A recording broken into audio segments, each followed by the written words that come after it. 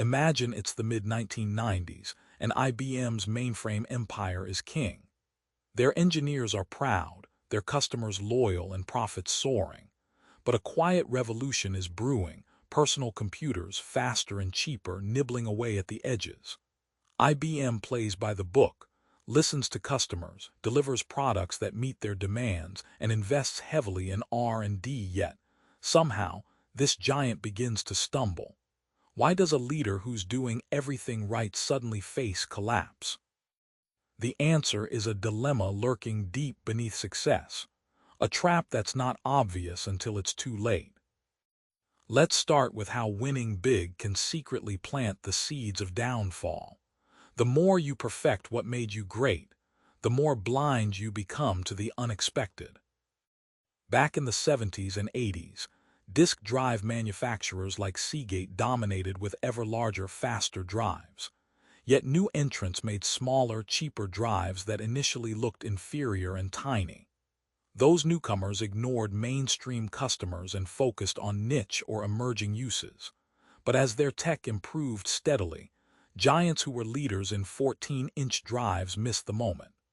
By the time they caught on, the market had flipped, and the disruptors were in control. Christensen compares innovation to a restaurant serving two menus, one gourmet for your loyal diners, and a no-frills grab-and-go counter that nobody's sure about. Listening to your high-end customers is like serving only gourmet dishes. It delights existing patrons, but blinds you to newcomers craving quick, low-cost meals. This restaurant analogy shows how focusing only on current customer demand steers firms away from potentially game-changing but initially unprofitable innovations. This trap is like picking apples only from the biggest trees, ignoring the saplings growing at the orchard's edge. The giants chase the juicy, large markets, dismissing smaller, emerging ones as distractions. Yet these small markets are where breakthrough technologies often quietly take root. Ignoring them means missing a silent shift that ultimately topples the orchard's kings. You'd think the smartest companies listen hardest to customers, right?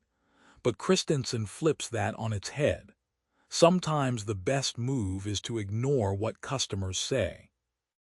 Intel in the early 1980s was king of powerful processors for demanding clients. When cheaper, simpler chips appeared, customers shrugged. Intel's executives dutifully listened and focused on needs for faster chips, overlooking the upstarts. The cheaper processors weren't attractive enough to their main buyers, so Intel didn't invest. Meanwhile, rivals quietly improved those low-end chips, eventually eating Intel's lunch in emerging markets. The book uses the analogy of tuning a radio. You want the clearest channel but focusing only on the loudest signals. The demands of your major customers means missing faint, new frequencies representing emerging markets. Customer feedback is crucial but can tune you to the wrong station if you don't balance it with market foresight. This tension is like ignoring small dishes at a feast because you're waiting for the main course. Sometimes, what seems like a snack, the low-margin, low-performance product, is exactly what builds the foundation for the next big meal. Dismissing these side dishes risks starving your future innovation pipeline. So what exactly is disruptive innovation? It's more than just a buzzword.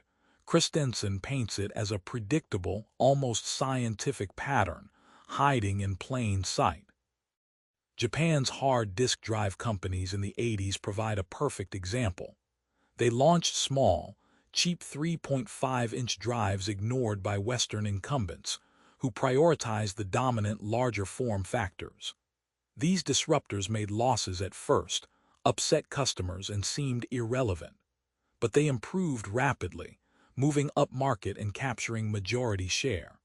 The incumbents, focused on high margins and current customers, missed the warning signs until too late. Think of disruptive innovations like weeds in a garden that grow where you least expect. They often start in low-profit, unattractive areas, places the big players dismiss because they don't meet their profitability goals. But by the time these weeds mature, they've overrun the garden. This analog highlights how chasing margins exclusively can blind firms to threats brewing in unworthy markets. Disruption is like a race between technology's pace and a company's ability to adjust market rules. The tech often evolves faster than customers demand or market frameworks allow. While companies stick to serving existing customers within market boundaries, the tech suddenly becomes good enough to serve new, overlooked segments, causing a market upheaval that sends incumbents scrambling. Here's the hard part. Most managers ignore tiny markets. Christensen makes a bold call. Sometimes you have to deliberately underinvest in your bread and butter and take a flyer on the little guy. In one vivid example, a cement company faced falling demand for high-end, large-volume sales. Instead of clinging to their cash cows, they experimented in small, emerging markets with cheaper, lower-tech products. These markets were less prestigious, but allowed them to build new capabilities. That pivot paid off when those niches burst into mainstream demand, giving them renewed growth where competitors hesitated. It's like gambling at a casino, but putting chips on under-the-radar tables instead of obvious jackpots. Big revenue prospects are tempting, but come with fierce competition and high customer expectations. Small markets offer edges for newcomers or innovators who don't yet have to survive on razor-thin margins, but can grow patiently. Focusing on niches is not diminishing but strategic. Those small segments become training grounds where firms learn to navigate new technologies and customer behaviors without pressure for immediate profits. This approach is how some companies eventually leap to dominant positions, turning ignored corners of the market into vast empires. Knowing the problem isn't enough. Christensen lays down a surprising set of rules to sidestep the fate of fallen giants. They're simple, counterintuitive, and crucial. An iconic lesson comes from the disk drive industry again. Firms that created separate divisions to focus exclusively on disruptive tech, often with different metrics and small budgets, were more likely to survive disruption.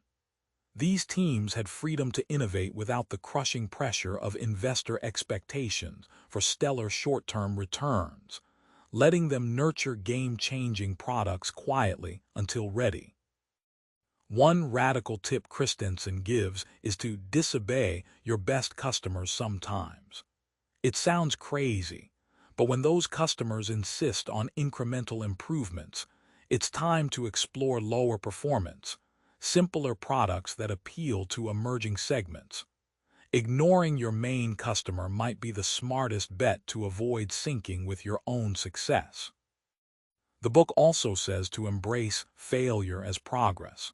Many disruptive innovations initially disappoint. Low sales, thin profits, and customer complaints. But discipline in patience and protecting these fledgling projects can create powerful growth engines while competitors chase shiny but doomed ideas. Remember that IBM mainframe scene we opened with. Their story isn't a fluke but a blueprint warning. Success blinds. The innovator's dilemma teaches you to spot when your strengths are setting traps, to bet early on overlooked markets, and sometimes to bluntly ignore what your biggest customers want. Try this. Next time you plan your product roadmap, carve out space for those side dishes, projects your fiercest customers might scoff at. Your future depends on what seems irrelevant today. Subscribe for more book summaries like this one.